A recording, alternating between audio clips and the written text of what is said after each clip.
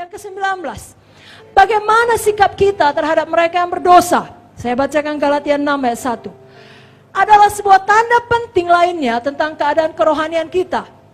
Ya, saya bacakan Galatia 6 ayat 1. Saudara-saudara, kalau seseorang kedapatan melakukan pelanggaran, maka kamu yang rohani harus memimpin orang itu ke jalan yang benar dalam roh lemah lembut, sambil menjaga dirimu sendiri supaya kamu jangan kena pencobaan. Kalau ada saudara seiman, katakanlah sesama hamba Tuhan Sami jatuh dalam dosa, ada beberapa reaksi yang salah. Yang pertama, kita kritik. Yang kedua, kita keras terhadap dia. Yang ketiga, kita kasar. Yang keempat, kita bilang, udah kubilang kan. Yang kelima, kita bilang, udah terlalu parah itu. Walaupun diampuni Tuhan, kau enggaknya bisa lagi kau balik melayani. Tidak ada pertolongan Tuhan bagimu. Jangan demikian Bapak Ibu Saudara. Kalau Zoe ada di dalam kita tahu kerinduan hati Tuhan mengampuni, memulihkan. Daud berkata di Mazmur 3 ayat 3, banyak orang yang berkata tentang aku, baginya tidak ada pertolongan dari Allah. Jadi inilah yang dikatakan semua orang percaya tentang Daud pada waktu ia jatuh dalam dosa. Ya, pada waktu dia melakukan hal tidak baik dengan Batseba. Lalu anaknya mati, dia menjalani disiplin yang berat. Lalu orang berkata, tidak ada harapan bagi Daud. Tuhan sudah selesai berurusan dengan Daud. Tapi ternyata mereka salah. Tuhan memulihkan Daud. Dan Tuhan tidak mengangkat kembali janjinya yang berkata bahwasanya tahta keturunan Daud akan kekal selamanya. Dan dari Daud akan lahir juru selamat. Tetap lahir. Makanya Kristus disebut anak Daud. Saudaraku, seorang anak Tuhan yang dewasa rohani seharusnya menyadari bahwa dia sendiri pun dapat jatuh dalam dosa. Dia telah belajar untuk menjadi peka terhadap pergumulan dan pencobaan yang menimpa semua orang. Dan dia bersyukur karena kasih karunia Tuhan, dia tidak seperti itu. Dia tidak demikian. Kalau bukan karena kasih karunia Tuhan, kita pun bisa sama seperti mereka. 1 Petrus 1 ayat 5 mengatakan, kamu yang dipelihara dalam kekuatan Tuhan karena imanmu, sementara kamu menantikan keselamatan yang telah tersedia untuk dinyatakan pada akhir zaman. Kalau kita tetap keras, kita tetap mengkritik saudara kita yang jatuh dalam dosa, itu berarti kita pikir kita sangat kuat, kita tidak mungkin jatuh dalam dosa yang sama. Apa itu? Udah hamba Tuhan najis, kalau aku takkan bisa seperti itu. Jangan demikian. Saudara bisa tidak seperti itu bukan karena kekuatan saudara, karena kasih karunia Tuhan. Kalau kita tetap keras, itu berarti kita tidak peka terhadap penderitaan yang dirasakan oleh orang lain. Kita mau menggosipkannya, padahal seharusnya kita berbelas kasihan. Sakit dia tuh karena ini. Begini dibuatnya, makanya itu menimpa dia. Nggak ada baiknya, itu bukan Zoe. Itu ucapan yang membawa kematian, nggak ada baiknya.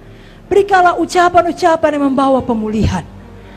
Kalau kita tetap keras, berarti kita nggak punya hal penting untuk dikerjakan. Pak Munti selalu bilang, itu yang sibuk ngurus hal cimik-cimik, tidak punya visi. Saudara harusnya punya visi besar untuk hidup saudara, hidup anak-anak saudara, untuk sidang saudara. Saudara tidak mengurusi orang-orang yang jatuh dalam dosa, lalu menghakimi mereka. Kerinduan Tuhan adalah memulihkan.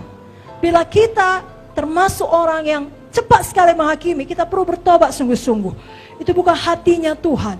Hatinya Tuhan lagi-lagi selalu mau memulihkan dan memberi kesempatan kepada orang untuk bertobat.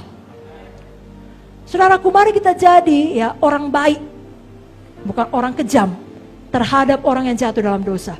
Orang baik itu bagaimana? Saya bacakan Kisah 4 ayat 36. Kisah Para Rasul 4 ayat 36. Dan Kisah 11 ayat 22 sampai 24. Saya bacakan dulu Kisah 4 ayat 36. Demikian pula dengan Yusuf yang oleh rasul-rasul disebut Barnabas. Artinya anak penghiburan, seorang Lewi dari Siprus. Ayat yang berikutnya Kisah 11 ayat 22 sampai 24.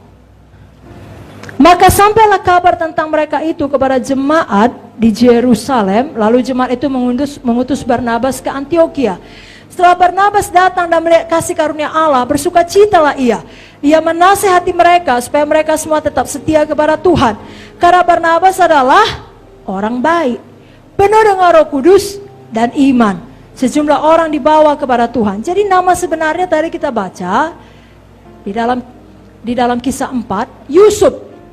Kenapa disebut Barnabas? Dalam bahasa Inggris anak penghiburan, son of encouragement. Encouragement datang dari kata paraklesis. Asal mulanya parakletos. Itu adalah kata yang dipakai untuk menggambarkan Roh Kudus.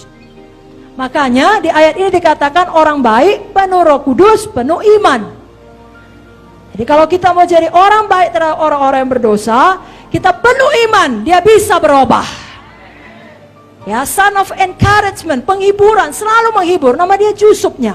Tapi karena saking baiknya dia, orang-orang yang jatuh dalam dosa, sama seperti Roh Kudus, menolong, menghibur, memimpin, memulihkan. Begitu dibuatnya.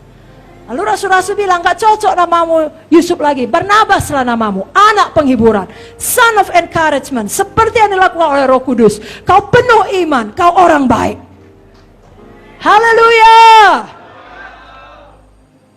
Tapi besar kali dosanya. Bagaimana dia dipulihkan? Bisa. Tuhan pun berkata dia mengampuni, kita pun mengampuni.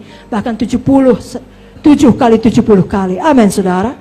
Saya bacakan satu ayat lagi mengenai 2 Korintus pasal yang kedua. Ini perikopnya ya, mulai dari ayat 5. Harus diampuni apa Bapak Ibu Saudara? Harus diampuni orang yang bersalah. 2 Korintus 2, saya langsung sampai ke ayat yang ke-7. Sehingga kamu sebaliknya harus mengampuni dia dan menghibur dia, supaya ia jangan binasa oleh kesedihan terlampau berat. Saya percaya khususnya ini berlaku untuk hamba-hamba Tuhan. Katakanlah seperti kita di summit ini, yang sebenarnya sudah tahu banyak firman. Ya, tapi ada satu ketika di mana kita membuat pilihan yang salah. Kita jatuh dalam satu dosa yang sangat fatal. Firman Tuhan mengajarkan kepada kita yang lain, sudah cukup teguran yang keras. Ampuni dia, jangan dia binasa oleh kesedihannya. Karena tingkatannya tidak lagi jemaat biasa. Dia pun sudah tidak tahan. Sudah mengerti? Justru kita harus ampuni dia. Dan kita berdoa, dia dipulihkan oleh Tuhan. Sekali lagi, kalau sikap kita selama ini sangat keras. Dan bukan maksud kita jahat. Kita pikir memang begitulah seharusnya. Tapi malam ini kita terima terang yang baru. Kita terima pewahyuan. Saya berdoa Roh Kudus menolong kita mempraktekkannya. Haleluya!